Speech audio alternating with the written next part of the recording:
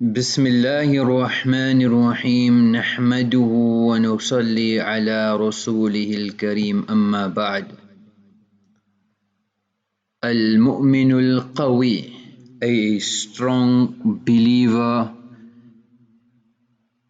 The hadith emphasizes the point that a believer internally and externally prepares himself, whether it's with regards to the dunya, whether it's with regards to his akhirah as well. So preparing when we start, we should start with ourselves first, and that should be part of our plan. As the Arabic saying goes, man ta'akhara tadbiruhu taqaddama tadmiruhu, that whoever delays planning accelerates his destruction. Man ta'akhara, the one whose planning is delayed, then their destruction is inevitable and they accelerate in destruction. Man sa'a tadbiruhu batala taqdiruhu. Whoever's planning is incomplete, they don't plan properly, they destroy their own destiny. Man sa'a tadbiruhu kana halakuhu fi tadbirihi. Whoever doesn't plan well, his plan will destroy him. So he is effectively planning his own destruction. When he hasn't planned, he hasn't organized himself, he doesn't have the real blueprints of life, he hasn't organized himself and formulated a strategy. And deen is always about improvising and bettering ourselves. Even Iblees, when he became mal'oon mardud, then he wanted to get Adam alayhi salatu wassalam out of Jannah. So he came up with a plan of destruction. So even he used a plan, a strategy. So we need to firstly, in preparing, need to be healthy. So it's not about doing things later on, but it's doing things now immediately. So what do I need to do to be healthy?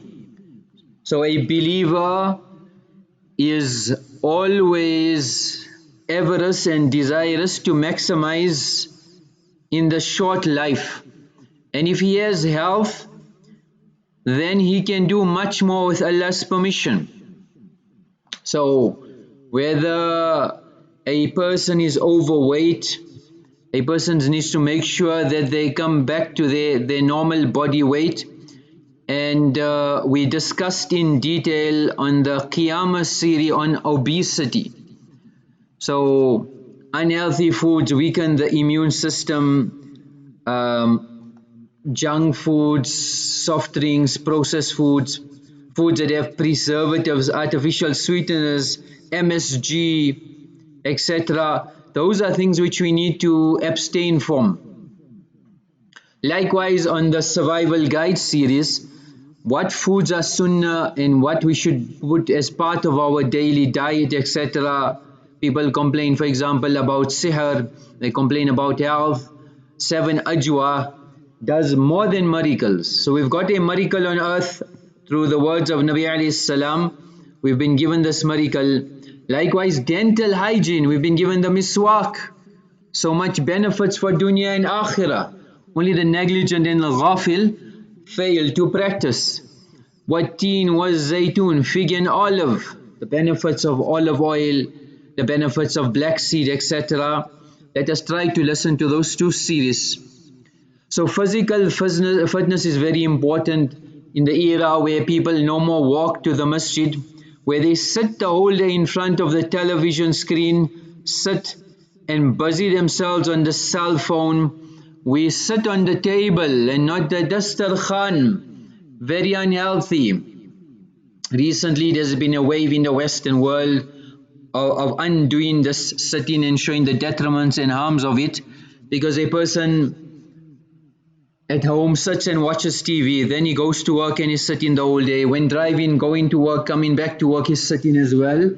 And even the toilets have seats now, high toilets, where there's a Sunnah Eastern toilet where we squat on the ground is aqrab ila Sunnah, closest to Sunnah, and beneficial for the health.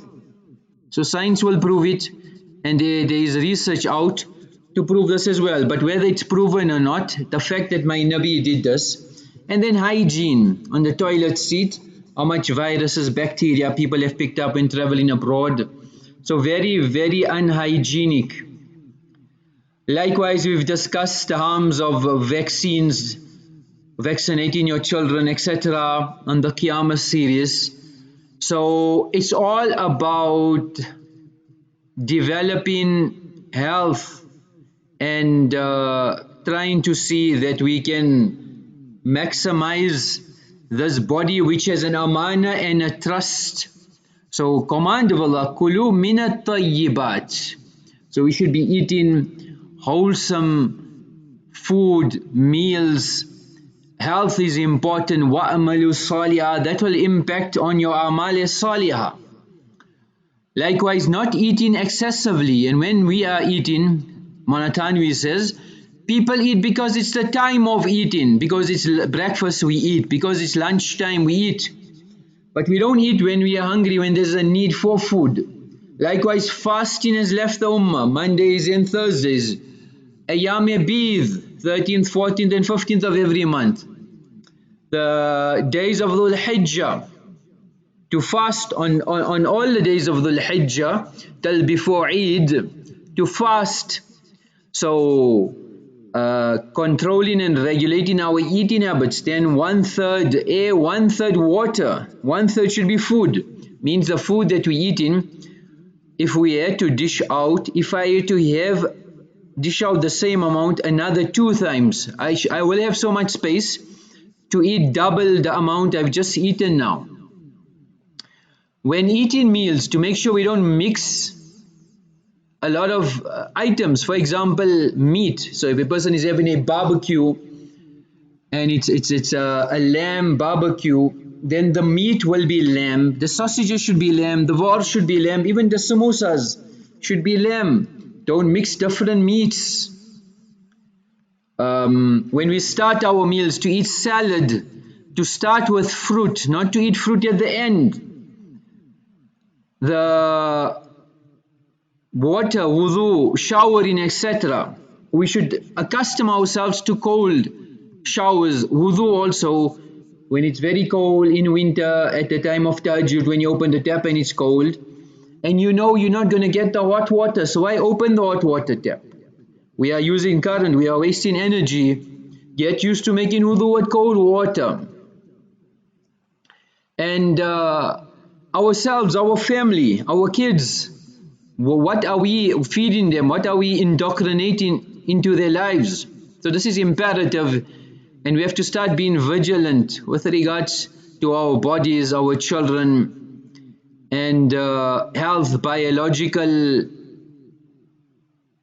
vulnerability is important, especially at a young age, if we indoctrinate and pump our kids with all of this. And if we look at the New World Order, Illuminati, they're very insidious and they control all, and they own the multinational corporations. And to financially benefit, then humans are the guinea pigs. So they control your food supply. Everything that is poisonous is in your foods, from flavor enhancers, just to make it taste better, to lacing the food with high fructose corn syrup, sugar, nitrates, pesticides, bovine grown hormones. This is all money making schemes which the big corporations, the big pharma control your everything from different. I mean, they control even the authorities that regulate, the regulatory bodies. So we have fallen to this deception. That is harmful, that which is poisonous, that which is toxic, that which is contaminated, that which is detrimental, unhealthy and unwholesome. We have dived into that. Our simple fruits and vegetables, pesticides, herbicides, is it organic? Is it, what about our meat, GMO foods, enhancing hormones? So are we going for natural organic? Are we going for takeaway processed junk? The word junk tells you it's junk foods. The heat and eat meals. So anything that's ready-made, the more ready-made, the more easy it is. The more shortcuts there are, they're more destructive. So anything that has a preservative and its shelf life is longer means its toxicity. Its benefits are minimal and its harms are accelerated. Then relying so much, storing even our foods in fridges, etc., freezers. We're not eating anything fresh anymore. Even the utensils we are using has harmful chemicals.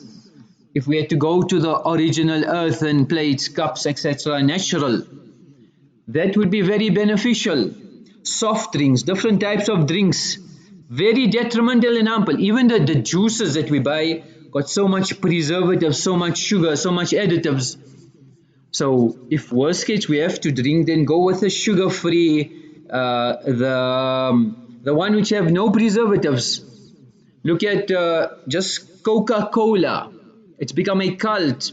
They say if every drop of Coke ever produced was put into a 250 milliliter bottle and we laid it end to end, it would reach from Earth to the moon, back over 2,000 times, from here to the moon, over 2,000 times. And in just one can of Coca-Cola, they say there's around 37 grams of sugar, which is almost around 8 to 10 teaspoons of sugar in one can of cold drink. Then our water, then our Colgate, our toothpaste, it's laced with fluoride. So sodium fluoride is a deadly poison. And they even haven't found an effective antidote for it. Even exterminators use it as a rat killer. So one is sodium fluoride and one is calcium fluorophosphate, which your body needs. But sodium chloride, which is very, very dangerous and harmful. Unlike the other, which Allah has made naturally, strengthens the bones, strengthens the teeth. It's a natural ingredient, whereas the man-made one is poisonous and harmful. So that's one aspect. Then look at the whole medical industry. So some researchers have authored a paper called Death by Medicine, and this is just, I'm going back 2004, and it shows how the medical field is a fast, and more than benefits are harmful, and people having been hospitalized, they have had adverse reaction to the drugs, to the prescribed medication. And they say that 2.2 million people, this is those statistics in those days, imagine now. And the harms of unnecessary antibiotics which are prescribed for viral infections, then medical and surgical procedures performed where there is no need, where people are unnecessarily hospitalized. So we've got medical errors, we've got bed sores, we've got infection, we've got malnutrition, we've got unnecessary procedures. So according to their data, it's almost 1 million people per year have suffered because of all of this, and it's costed around 200 $82 billion. So they say the American medical system, and this is just the US, not globally, the statistics we've given is just the USA, but it is a leading cause of death and injury in the US. And these are the reported cases, the statistics which we are talking about is the reported one. According to one study in 1994, 180,000 medical mistakes which resulted in death. If we go just by that statistic, it's equivalent to 3 jumbo jet crashes every 2 days. And if we had to go to real-time figures, then it's like 6 jumbo jets falling out of the sky every day. So if we go through the New England Journal of Medicine, they announced in 2002 they would accept journalists who take money from drug companies because they cannot find any journalist who doesn't have any ties with these drug companies. So even the researchers preparing the data, in one ABC report, over $2 billion a year spent on 314,000 events attended by doctors. So the report, the clinical trials by the drug companies, they control the trials, they control the results of the trial, they control the studies, and results are most of the time in their favor. So normally we say that money can buy you certain things, but it can buy the scientific results. So take for one example, X-rays. So in those days, between 1947 and 1964, studies was done in 37 maternity hospitals. And they found that after going through data of 700,000 children born, the mortality was 40% higher amongst children who had been X-rayed. 40% higher X-ray. Then look at the FDA, they control it, but harmful additives which is in the food like aspartame, it's illegal, and the FDA has approved it. Likewise, artificial fat, hydrogenated oils, trans fats, which are poisons. Even the World Health Organization wanted it to be outlawed, but it's been approved. The water we drink, there's lead in the water system, so the old pipes etc. that are rusting, lead is there. Then high doses of copper which can cause liver damage, kidney damage, chlorine in water. So our normal water system is contaminated by all these organic compounds. And so to have filters in our homes to make sure that we drink in pure water, try to have a borehole and have the borehole tested and get the necessary work tests done so that we have pure water.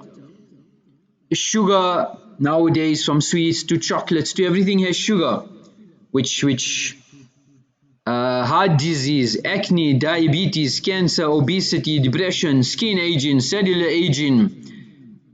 We want to be young, but we're taking things that make us age.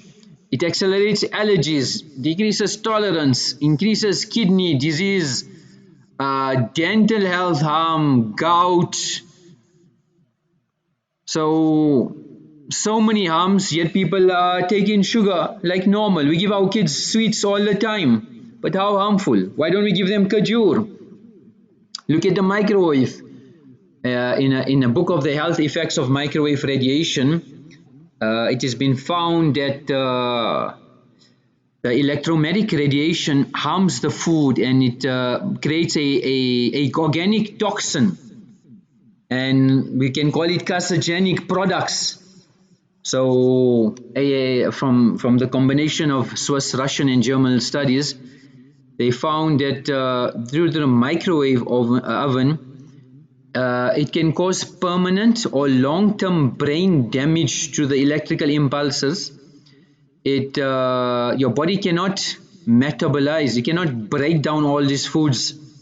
So the male and female hormone production gets shut down.